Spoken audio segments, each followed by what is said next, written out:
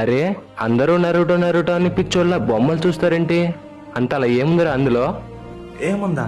సరే, నీకు మన మహాభారతం అంటే ఇష్టమేనా? ఇష్టమే. ఇది కూడా చిన్న మహాభారతం లాంటిదేరా.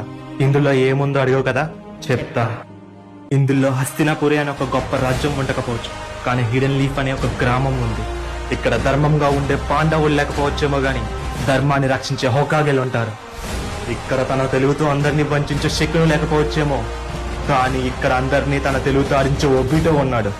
ఇక్కడ మహామహితాత్మ భీష్మ పితామహ లేకపోవచ్చు, కానీ ఇక్కడ లెజెండరీ సానిన్ అని పిలువబడే మాస్టర్ జరాయా ఉన్నాడు.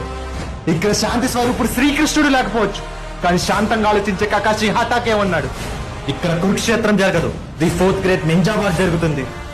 చివరిగా ఇక్కడ ధర్మాన్ని కాపాడడానికి శ్రీకృష్ణుడితో పాటు అర్జునుడు లేకపోవచ్చు, కానీ ధర్మ మార్గంలో నడిచే నామికాజెమినాతో కొడుకు ఉజుమాకి మరుకో ఉన్నాడు.